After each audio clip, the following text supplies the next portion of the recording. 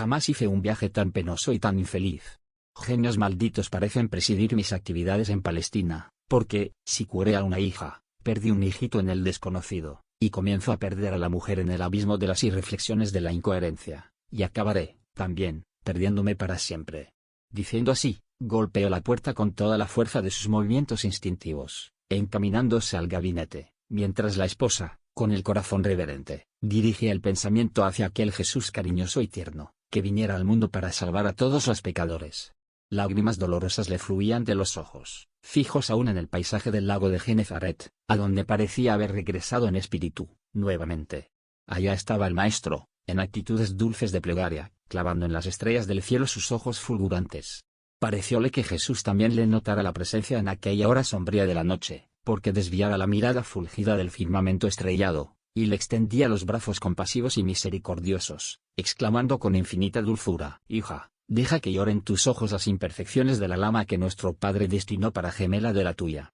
No esperes de este mundo más que lágrimas y padecimientos, porque es en el dolor que los corazones se iluminan para el cielo. Un momento llegará en el que te sentirás en la cumbre de las aflicciones, pero no dudes de mi misericordia, porque en el momento oportuno, cuando todos te desprecien, yo te llamaré a mi reino de divinas esperanzas, donde podrás aguardar a tu esposo, en el curso incesante de los siglos». Parecióle que el maestro continuaba arrullándole el corazón con suaves y cariñosas promesas de bienaventuranzas, pero, un ruido la separó de aquella visión de luz y de felicidad indefinible. Quebrárase el cuadro de su preocupación espiritual como si fuese hecho de tenuísimas filigranas. Sin embargo, la esposa del senador comprendió que no había sido víctima de una perturbación alucinatoria, y guardó, con amor, en lo íntimo del corazón, las dulces palabras del Mesías.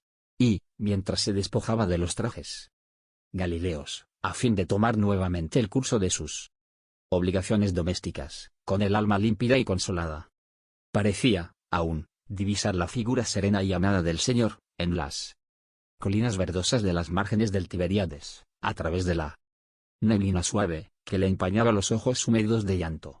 8. En el gran día del Calvario. Desde su altercado con la esposa, encerrárase Publio Lentulus en la más penosa taciturnidad. Dolorosas sospechas le flagelaban el corazón impulsivo acerca del procedimiento de aquella que el destino encadenara a su espíritu, para siempre, en el instituto de la vida conyugal. No pudiera comprender el disfraz del que Livia se valiera para el encuentro con el profeta de Nazaret, pues su temperamento orgulloso se rebelaba contra aquella actitud de la mujer, considerando su posición social un símbolo de la veneración y del respeto de todos, y dando guarida, así, a las más penosas desconfianzas, intoxicado por las calumnias de Fulvia y Sulpicio. Había transcurrido algún tiempo y, mientras tanto, él se encerraba en su mutismo y en su melancolía. Livia se abroquelaba en la fe, en las palabras cariñosas y persuasivas del Nazareno. Nunca más volviera ella a Cafarnaúm, con él. Fin de oír las consoladoras prédicas del Mesías, pero, por intermedio de Ana, que comparecía allá puntualmente, procuró auxiliar, siempre que le fuese posible, a los pobres que buscaban la palabra de Jesús, en la medida de sus recursos materiales. Profunda tristeza le invadía el corazón sensible y generoso, al observar las actitudes incomprensibles del compañero, pero, la verdad es que ya no colocaba sus esperanzas en ninguna realización del orbe terrestre, volviendo las más ardientes aspiraciones para aquel reino de Dios maravilloso y sublime, donde todo debía transpirar amor, ventura y paz, en el seno repleto de soberanas consolaciones celestes. Aproximábase la Pascua en el año 33. Numerosos amigos que Publio habían aconsejado su regreso temporal a Jerusalén, a fin de intensificar los servicios de búsqueda del hijito, en el curso de las festividades que concentraban, en la época, las mayores multitudes de Palestina, estableciendo posibilidades más amplias para el reencuentro del desaparecido. Incontables peregrinos, de todas las regiones de la provincia, se dirigían a Jerusalén, para participar de los grandes festejos, ofreciendo, simultáneamente, los tributos de su fe, en el suntuoso templo. La nobleza autóctona también se hacía notar ahí, en tales circunstancias, a través de sus elementos más representativos. Todos los partidos políticos se organizaban para los servicios extraordinarios de las solemnidades que reunían las mayores masas del judaísmo, encaminándose hacia allá los hombres más importantes de su tiempo. Por su parte, las autoridades romanas, se concentraban, igualmente, en Jerusalén, en la misma ocasión, reuniéndose en la ciudad casi todos los centuriones y legionarios, destacados al servicio del imperio, en los parajes más remotos de la provincia. Publio Lentulus no desdeñó la ocasión y, antes que la ciudad se hinchase de peregrinos y aventureros, ya se encontraba ahí con la familia, suministrando instrucciones a los siervos de confianza, conocedores del pequeño Marcus, para establecer un cordón de investigadores atentos y permanentes, mientras perdurasen los festejos. En Jerusalén, el convencionalismo social no se había modificado, notándose apenas la circunstancia de Publio haber dejado la residencia del tío Salvio, adquiriendo una villa confortable y graciosa en una calle plena de movimiento, de donde pudiese observar, igualmente, las manifestaciones. Llegó la víspera de Pascua con la voluminosa pleamar de peregrinos de todas las clases y de todas las localidades provinciales. Era interesante observar, en aquellos bloques heterogéneos de pueblo, los hábitos más dispares entre sí. Innumerables caravanas, revelando las más exquisitas costumbres, atravesaron las puertas de la ciudad, patrulladas por numerosos soldados pretorianos.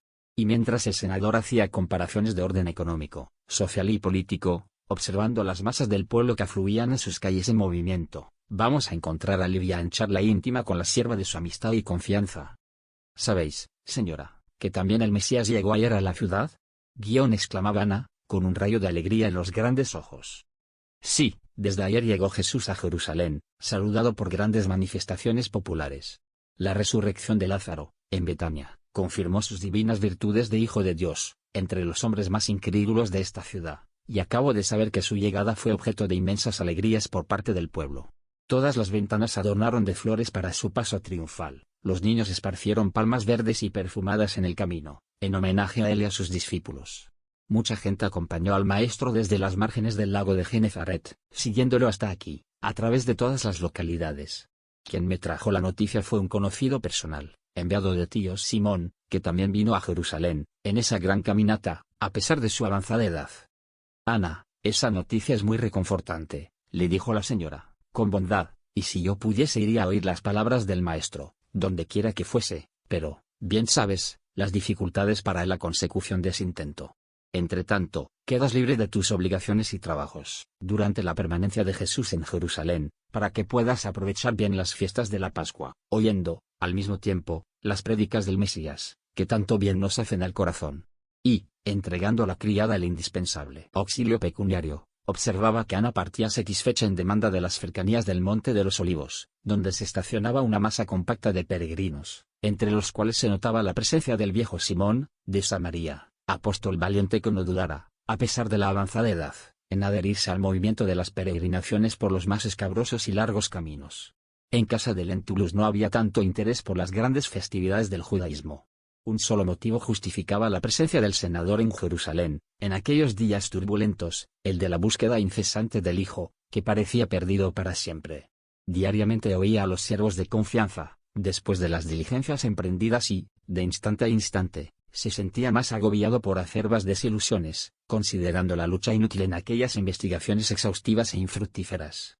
En la vivienda clara y ornada de jardines, las horas pasaban lentas y tristes. En balde se sentía el movimiento de las calles, patrulladas por soldados y llenas de criaturas de todos los matices sociales. El vocerío de las ruidosas manifestaciones populares transponían aquellas puertas casi silenciosas, como ecos apagados de rumores lejanos. La penosa situación conyugal, en la que se había colocado, separaba al senador de la mujer, como si estuviesen irremediablemente distantes uno del otro y destruidos los lazos sagrados del corazón. Fue a ese retiro de calma aparente que Ana volvió, cierta mañana, pasados algunos días, a fin de informar a la señora de la inesperada presión del Mesías. Con la simplicidad espontánea y sincera del alma popular, que ella encamaba, la sierva humilde contó, con los más mínimos pormenores, la escena provocada por la ingratitud de uno de los discípulos, en virtud del despecho y de la ambición de los sacerdotes y fariseos del templo de la gran ciudad israelita. Amargamente compungida en vista del acontecimiento, Livia consideró que, si fuese en otro tiempo, recurriría inmediatamente a la protección política del marido, para proteger al profeta de Nazaret de los ataques de las ambiciones desmesuradas. Sin embargo, reconocía que ahora, no le era posible valerse del prestigio del compañero, en tales circunstancias. Aún así, procuró aproximarse a él, por todos los medios, si bien inútilmente. Desde una sala contigua a su gabinete, Notó que Publio atendía a numerosas personas que lo buscaban particularmente, en actitud discreta, y lo interesante es que, según sus observaciones, todos exponían al senador el mismo asunto, esto es, la presión inesperada de Jesús Nazareno, acontecimiento que había desviado todas las atenciones de las festividades de la Pascua. Tal era el interés despertado por los hechos del Maestro, en todos los espíritus. Algunos solicitaban su intervención en el proceso del acusado, otros, de parte de los fariseos ligados a los sacerdotes del Sinedrio, encarecían a sus ojos el peligro de las prédicas de Jesús, presentado por muchos como revolucionario inconsciente, contra los poderes políticos del imperio. En balde esperó Livia que el marido le concediese 2 minutos de atención, en el compartimento próximo a su gabinete privado. Su ansiedad tocaba el apogeo, cuando observó la figura de Sulpicio Tarquinius, que venía de parte de Pilatos para solicitar al senador que, por favor, compareciese, inmediatamente, en el Palacio de Gobierno Provincial, a fin de resolver un caso de conciencia. Publio Lentulus no se hizo rogar. Ponderando los deberes de hombre de Estado, concluyó que debería olvidar cualquier prevención de su vida particular y privada, marchando al encuentro de las obligaciones que debía al imperio. Livia perdió, entonces, toda la esperanza de implorarle auxilio para el Maestro, en aquel día. Sin saber por qué, intensa amargura le invadía el mundo íntimo. Y fue con el alma envuelta en sombras que elevó al Padre Celestial sus plegarias fervorosas y sinceras, por aquel que su corazón consideraba lúcido emisario de los cielos, suplicando, a todas las fuerzas del bien, que librasen al Hijo de Dios de la persecución y de la perfidia de los hombres. Al llegar a la corte provincial romana, en aquel día inolvidable de Jerusalén, Publio Lentulus fue tomado por extraordinaria sorpresa. Olas compactas de pueblo se aglomeraban en la extensa plaza, en gritería ensordecedora. Pilatos lo recibió con deferencia y solicitud, conduciéndolo a un gabinete amplio, donde se reunía pequeño número de patricios, escogidos uno por uno en Jerusalén. El pretor Salvio, funcionarios destacados, militares graduados y algunos civiles romanos, de renombre, que pasaban eventualmente por la ciudad, se aglomeraban ahí, convocados por el gobernador, que se dirigió a Publio Lentulus, en estos términos: Senador, no sé si tuvisteis ocasión de conocer, en Galilea, a un hombre extraordinario que el pueblo se habituó a llamar Jesús de Nazaret. Ese hombre fue preso ahora, en virtud de la condenación de los miembros del Sinedrio, y la masa popular que lo había recibido, en esta ciudad, con palmas y flores, pide ahora, en esta plaza, su juicio inmediato por parte de las autoridades provinciales, en confirmación de la sentencia proferida por los sacerdotes de Jerusalén. Yo, francamente, no le veo culpa alguna, sino la de ardiente visionario de cosas que no puedo y no sé comprender, sorprendiéndome amargamente su penoso estado de pobreza. En ese instante, penetraron en la sala las 2 hermanas, Claudia y Fulvia, que tomaron asiento en ese consejo íntimo de patricios. Incluso esta noche, parece que los augurios de los dioses se manifestaron para mi orientación, pues Claudia soñó que una voz le recomendaba que yo no debería arriesgar mi responsabilidad en el juicio de este hombre justo. Por tanto, resolví actuar en conciencia, reuniendo aquí a todos los patricios y romanos notables de Jerusalén, para examinar el asunto, de modo que mi actuación no perjudique los intereses del imperio, ni colida con mi ideal de justicia. ¿Qué decís, pues, de mis escrúpulos, en calidad de representante directo del Senado y del emperador, entre nosotros, en este momento? Vuestra actitud, obtemperó el senador, compenetrado de sus responsabilidades, revela el máximo criterio en las cuestiones administrativas. Y, recordando, íntimamente, los bienes que había recibido del profeta con la cura de la hijita, no obstante las dudas levantadas por orgullo y vanidad, continuó: conocí de cerca al profeta de Nazaret, en Cafarnaúm, donde nadie lo tenía en cuenta como conspirador o revolucionario. Sus acciones, allí, eran las de un hombre superior, caritativo e injusto, y jamás tuve conocimiento de que su palabra se irguiese contra alguna institución social o política, del imperio. Ciertamente, alguien lo toma aquí como si pretendiese la autoridad política de Judea, cebándose en su nombre las ambiciones, y el despecho de los sacerdotes del templo. Mas, y que guardáis en el corazón los mejores escrúpulos, ¿por qué no enviáis el prisionero al juicio de Antipas, a quien, con mayor propiedad, debe interesar la solución de semejante asunto? Representando, en estos días, al gobierno de Galilea aquí en Jerusalén, creo que nadie, mejor que Herodes, puede resolver en sana conciencia un caso como este, considerándose la circunstancia de que juzgará a un compatriota suyo, ya que no os podéis en posesión de todos los elementos para proferir la sentencia definitiva en este proceso insólito. La idea fue aceptada por unanimidad, siendo el acusado conducido a presencia de Herodes Antipas, por algunos centuriones, obedeciéndose, rigurosamente, las determinaciones de Pilatos en ese sentido. Pero, En el palacio del tetrarca de Galilea, fue recibido Jesús de Nazaret con profundo sarcasmo. Apellidado por agente simple como Rey de los Judíos, y simbolizando la esperanza de ciertas reivindicaciones políticas para numerosos seguidores suyos, entre los cuales se incluía al famoso discípulo de Queirot, el maestro de Nazaret fue tratado por el príncipe de Tiberíades como vulgar conspirador, humillado y vencido. Pero, Antipas, para hacer sentir al procurador de Judea la manera ridícula en que tomaba sus escrúpulos, mandó a que se tratase al prisionero con el máximo de ironía. Lo visitó con una túnica blanca, igual a la indumentaria de los príncipes de la época, colocándole en los brazos una caña inmunda a la manera de cetro, y coronándole la frente abatida con una aureola de venenosas espinas, devolviéndolo a la sanción de Pilatos, en el torbellino de griterías del pueblo exacerbado. Muchos soldados romanos rodeaban al acusado, protegiéndolo de las embestidas de la masa furiosa e inconsciente. Jesús, vistiendo, por irrisión, la túnica de la realeza, coronado de espinas y empuñando una caña como símbolo de su reinado en el mundo, dejaba traslucir, en los ojos profundos, indefinible melancolía.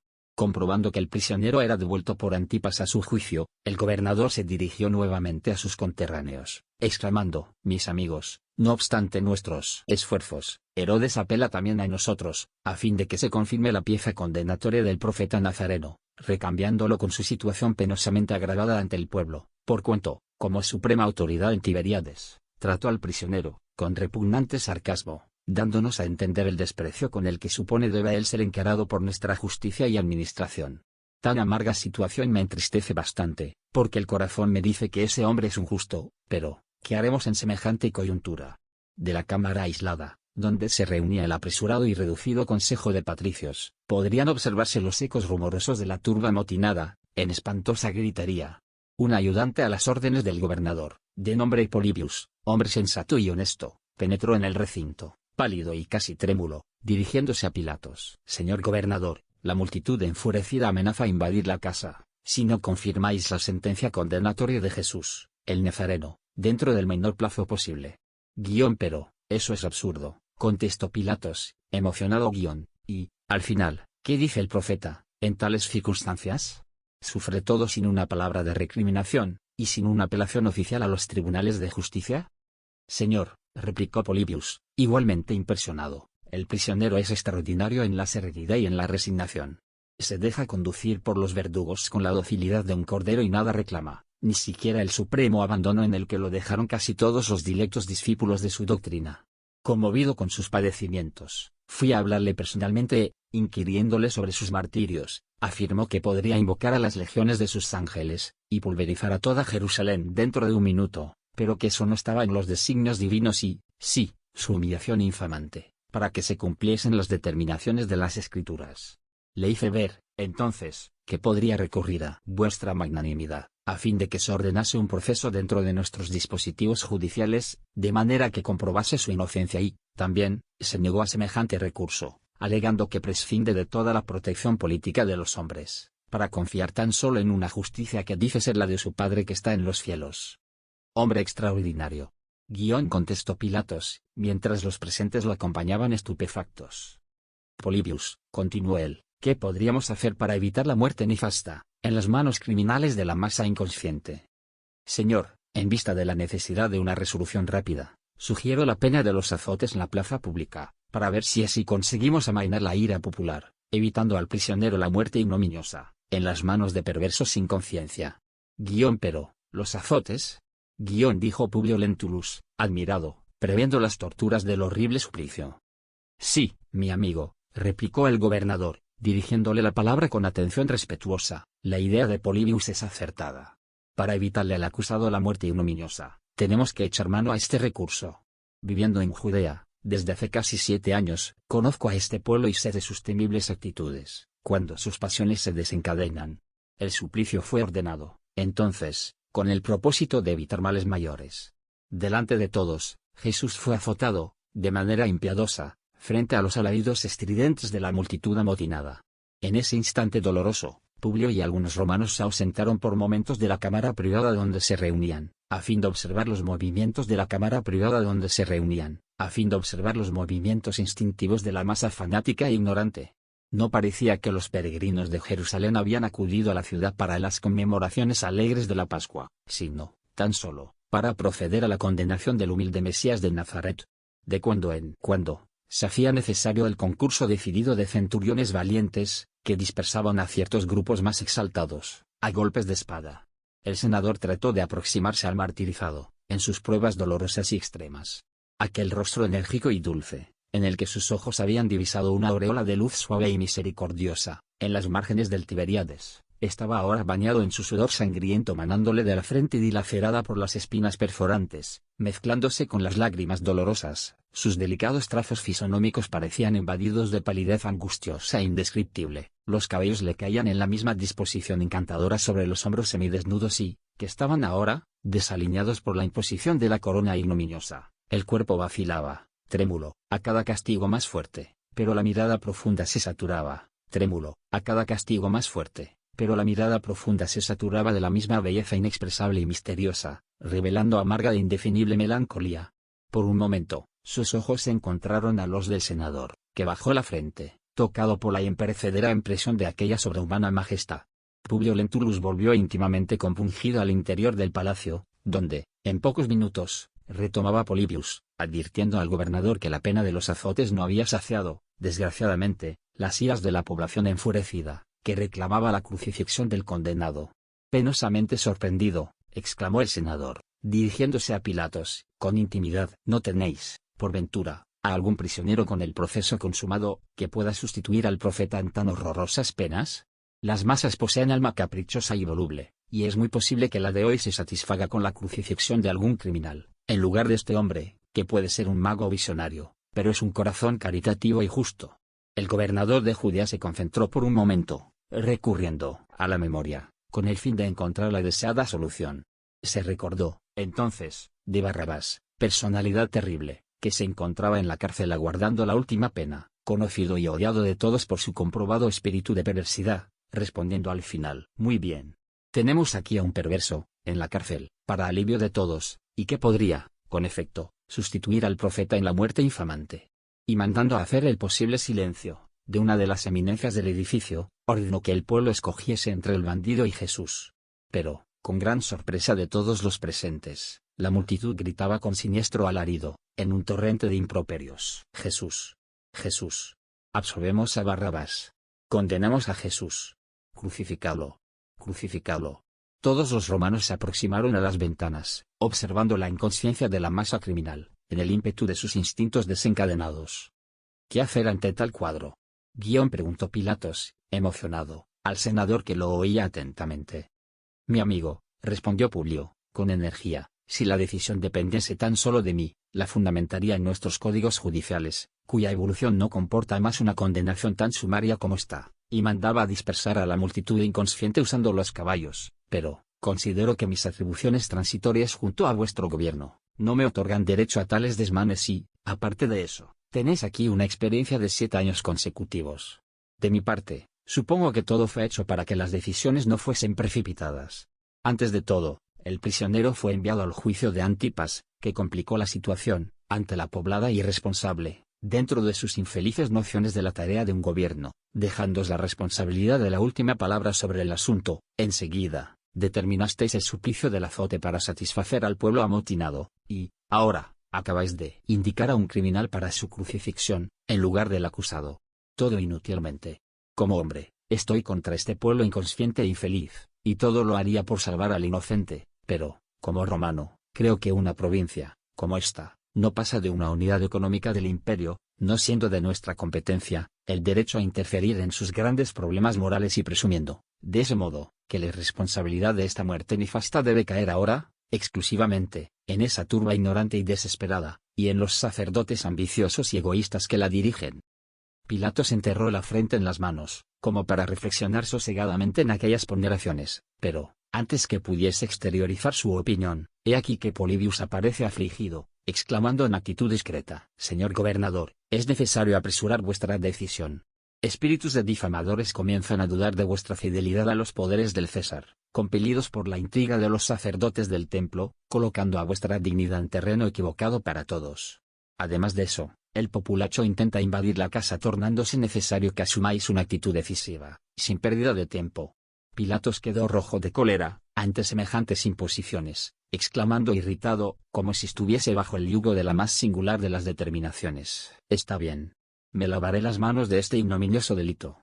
El pueblo de Jerusalén será satisfecho. Y, procediendo a ese acto que lo inmortalizará para siempre, dirigió algunas palabras al condenado, mandando, enseguida, a recogerlo en una celda, donde pudiese permanecer algunos minutos, sin las groseras embestidas de la turba impetuosa, antes que la multitud lo condujese al Gólgota, que, en el lenguaje actual, deberá ser traducido por lugar de la calavera. Un solo abrazador volviera sofocante e insoportable la atmósfera. Saciada, al final, la furia de la multitud en sus desvaríos infelices, numerosos soldados siguieron al prisionero, que demandaba el monte de la crucifixión, a pasos vacilantes bajo el madero de la ignominia, que la justicia de la época destinaba a los bandidos y a los ladrones.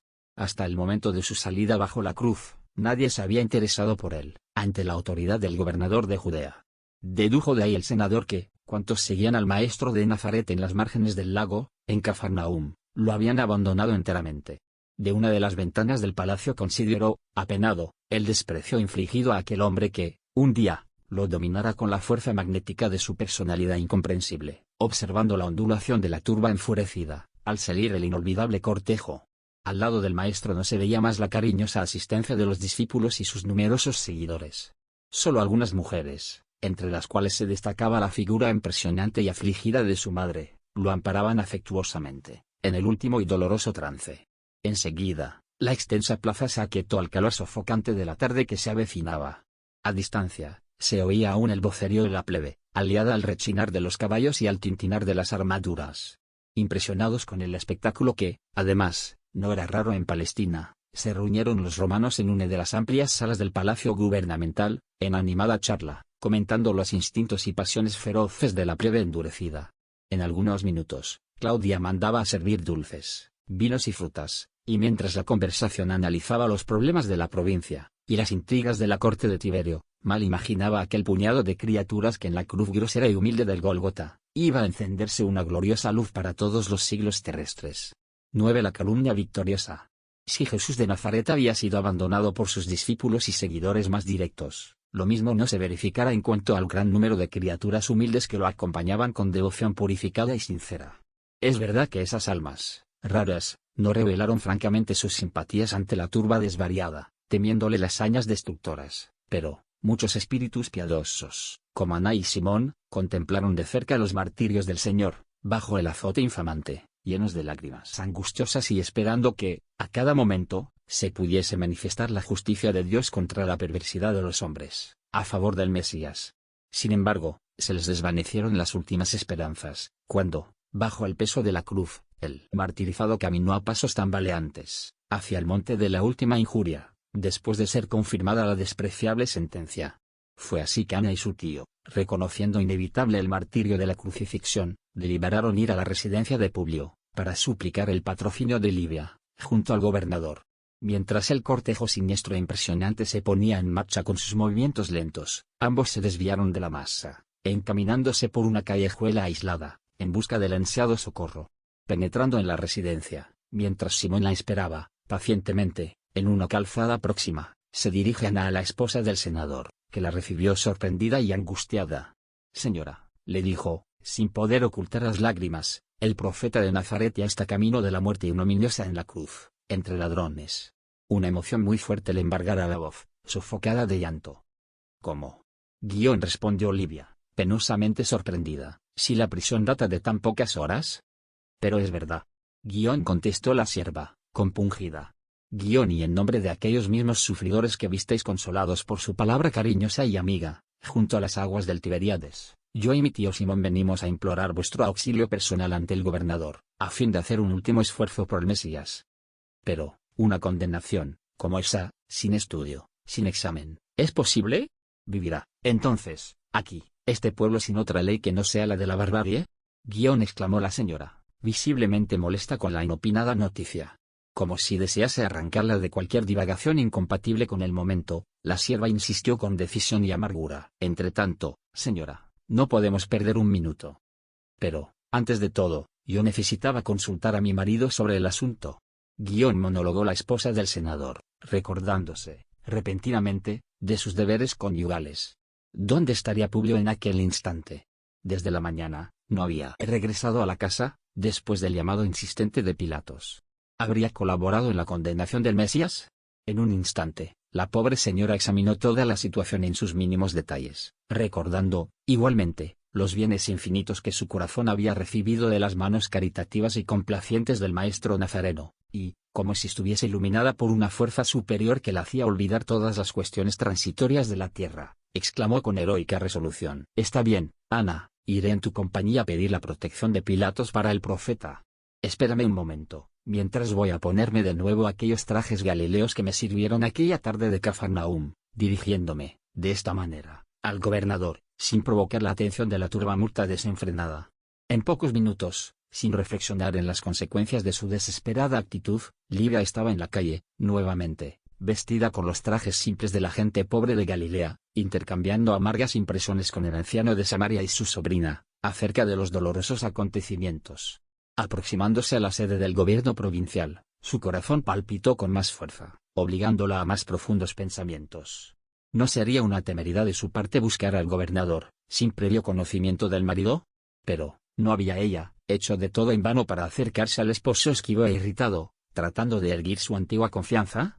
¿Y Pilatos? En su imaginación guardaba aún los pormenores de las amargas conmociones de aquella noche en la que fuera el más franco, en cuanto a los sentimientos inconfesables que su figura de mujer le había inspirado. Livia hesitó al penetrar en uno de los ángulos de la gran plaza, adormecida ahora por un sol cáustico, de brasas vivas.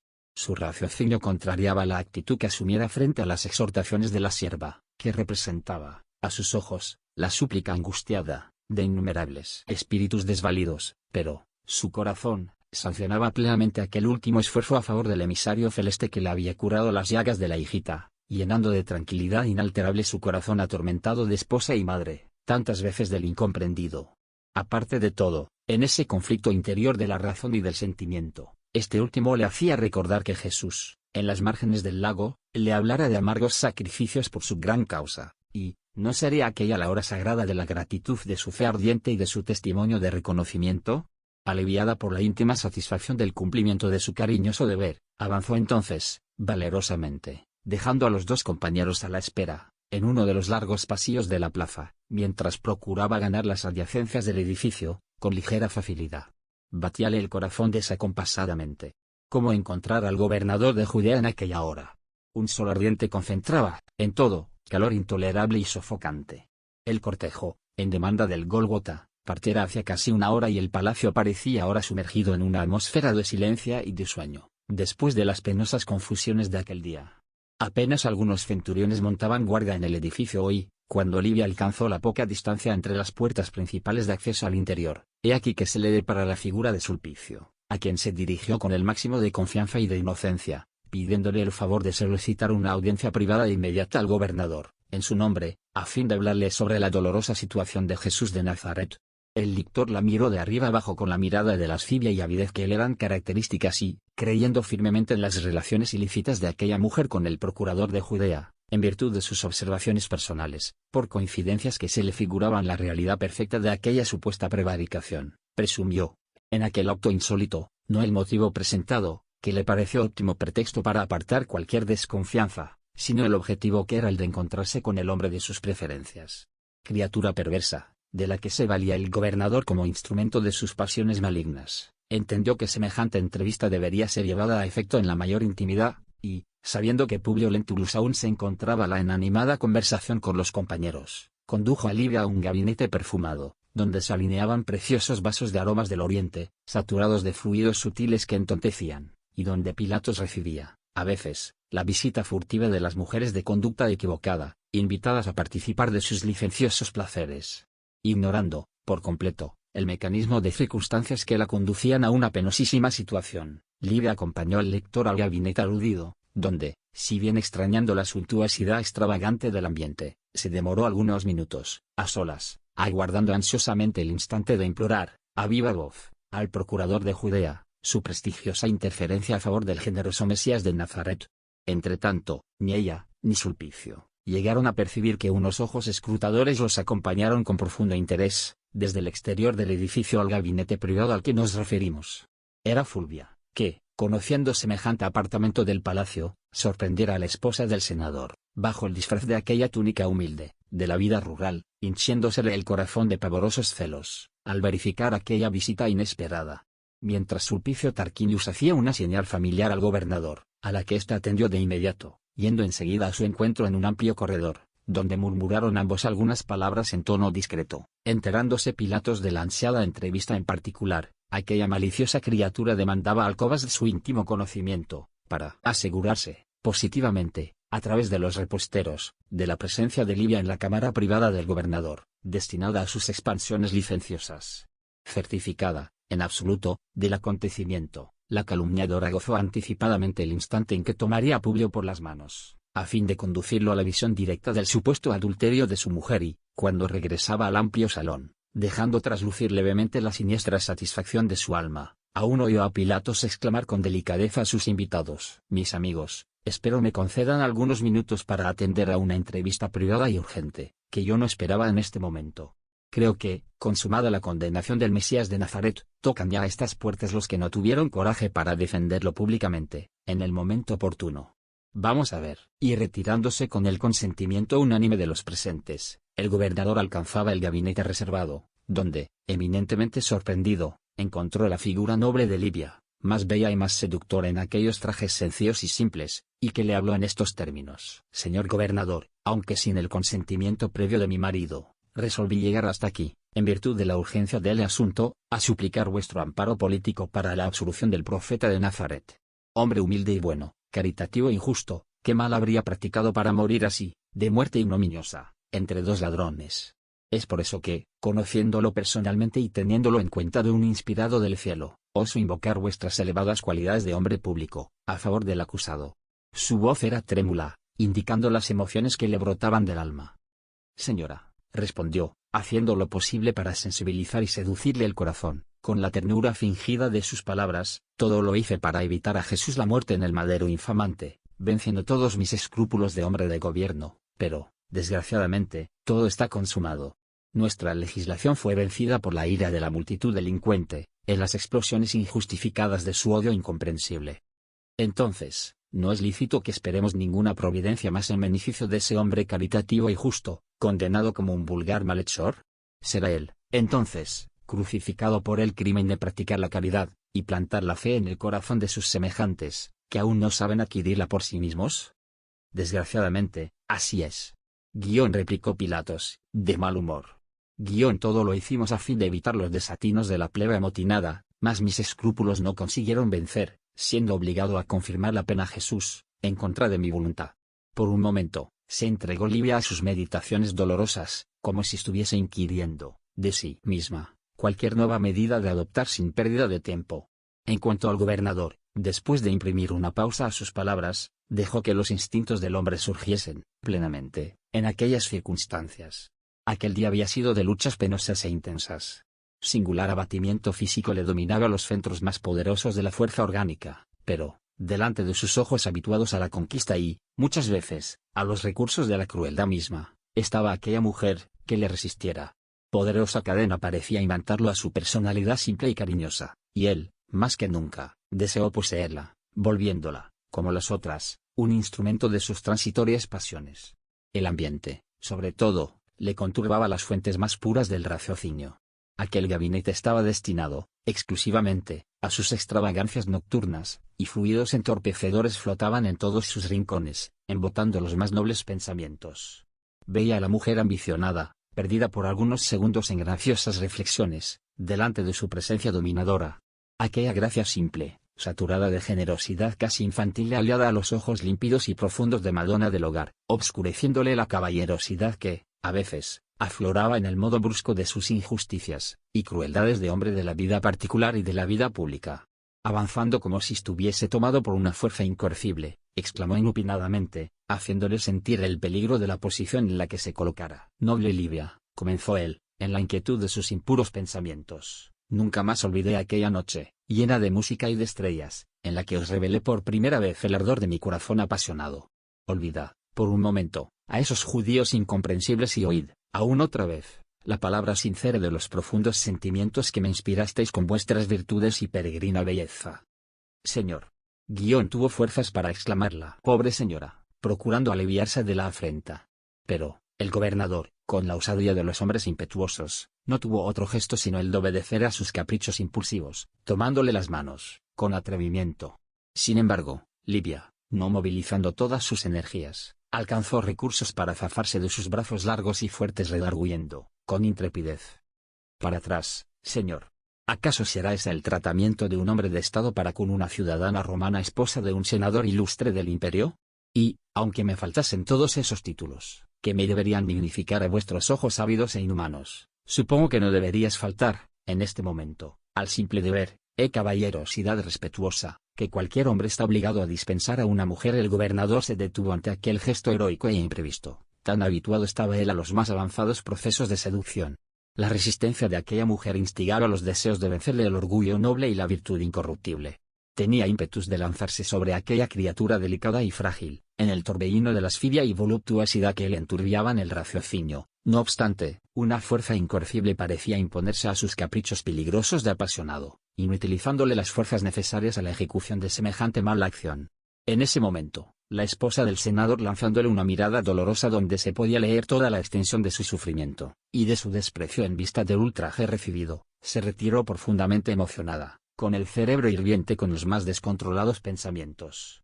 Pero, antes de que la veamos salir del gabinete, somos obligados a retroceder algunos minutos, cuando Fulvia solicitó al sobrino de su marido le permitiese unas palabras en particular, poniéndolo al corriente de todo lo que pasaba. El senador sufrió un choque terrible en el corazón, presintiendo que la prevaricación de la mujer estaba pronta para confirmarse ante sus propios ojos, y, con todo esto, vaciló aún creer en semejante villanía. «Livia, ¿aquí?», preguntó tristemente a la esposa del tío, dando a entender, por la inflexión de la voz, que todo no pasaba de una criminosa calumnia. «Sí», exclamó Fulvia, ansiosa por suministrarle la prueba tangible de sus aserciones. «Ella está en coloquio con el gobernador, en su compartimiento privado, sin juzgar la situación y las circunstancias en los que se verifica tal encuentro, porque, al final, Claudia aún está en esta casa y, ante la ley, mi hermana es la esposa legítima de Pilatos, mal habituado con las costumbres disolutas de la corte, de donde fue enviado para acá en virtud de serios incidentes de esa misma naturaleza». Publio Lentulus abrió desmesuradamente los ojos, en su ingenuidad, dando guarida a los más horribles sentimientos, intoxicándose con el veneno de la más cruel desconfianza, en vista de que todas las circunstancias operaban en contra de su mujer, si bien juzgase él en el asunto con los más vastos caudales de su tolerancia y liberalidad. Su actitud de expectativa revelaba, aún, el máximo de incredulidad, con respecto a las acusaciones que hiera, pero, observando la calumniadora su angustioso silencio, acudió ansiosa, exclamando: «Senador, acompañadme a través de estas salas y os entregaré la llave del enigma, por cuanto verificaréis la liviandad de vuestra esposa, con vuestros propios ojos». «¿Desvariáis?», preguntó él, con terrible serenidad. «Un jefe de familia de nuestra estirpe social, a menos que una confianza muy fuerte le otorgue ese derecho, no debe conocer las intimidades domésticas de una casa que no sea la suya». Percibiendo que el golpe había fallado, volvió Fulvia a exclamar con la misma firmeza: «Está bien, ya que no deseáis huir a vuestros principios, aproximémonos a una de esas ventanas. De aquí mismo, podréis observar la veracidad de mis palabras, con la retirada de Livia de los apartamentos privados de este palacio». Y casi tomando al interlocutor por las manos, pues tal era el abatimiento moral que se posesionara de él, la mujer del pretor se aproximó al parapeto de una ventana próxima, seguida del senador, que le acompañaba, tambaleante. No fueron necesarios otros argumentos que lo convenciesen mejor. Llegados al sitio preferido de Fulvia, como puesto de observación, en pocos segundos vieron abrirse la puerta del gabinete indicado, al mismo tiempo que Livia se retiraba, con su disfraz de Galilea, dejando entrever en la fisonomía las señales evidentes de su emoción, como si quisiese huir de la situación que la abrumaba penosamente. Publio Lentulus sintió el alma dilacerada para siempre. Consideró, en un momento, que había perdido todos los patrimonios de nobleza social y política, cubierta con las aspiraciones más sagradas de su corazón. Frente a la actitud de su mujer, consideraba por él como indeleble ignominia que le infamaba el nombre para siempre, se supuso el más desventurado de los hombres. Todos sus sueños estaban muertos ahora, y perdidas, terriblemente, todas las esperanzas. Para el hombre, la mujer escogida representa la base sagrada de todas las realizaciones de su personalidad en los embates de la vida, y él sintió que esa base le huía desequilibrándole el cerebro y el corazón. Pero, En ese torbellino de fantasmas de su imaginación superexcitada, que escarnecían de sus mentirosas venturas, divisó la figura suave y dulce de los hijitos, que lo miraban silenciosos y conmovidos. Uno de ellos vagaba en lo desconocido, pero la hija le esperaba el cariño paternal y debería ser, de ahora en adelante, la razón de su vida y la fuerza de todas sus esperanzas. —¿Qué decís ahora? —exclamó Fulvia, triunfante, arrancándolo de su doloroso silencio. —Vencisteis. Respondió secamente, con la voz embargada de emoción. Y, dando a la expresión fisonómica el máximo de energía, volvió al extenso salón, a pasos pesados y tristes, despidiéndose heroicamente de los amigos, con el pretexto de una leve jaqueca. —Senador, esperad un momento. El gobernador aún no volvió de sus aposentos particulares —exclamó uno de los patricios presentes. —Muy agradecido. Dijo Publio, gravemente. Pero los apreciados amigos han de disculpar la insistencia, presentando mis despedidas y agradecimientos a nuestro generoso anfitrión. Y, sin más demoras, mandó a preparar la litera que lo conduciría de regreso al hogar, por las manos fuertes de los esclavos, para proporcionar algún reposo al corazón torturado por emociones dolorosas inolvidables. Mientras el senador se retira profundamente contrariado, acompañemos a Livia, de vuelta a la plaza, a fin de notificar a los dos amigos el resultado infructuoso de su tentativa. Profundas amarguras le pungían el corazón. Jamás pensara, en su generosidad simple y confiante, que el procurador de Judea pudiese recibirle la súplica con tamaña demostración de indiferencia e impiedad por su situación de mujer.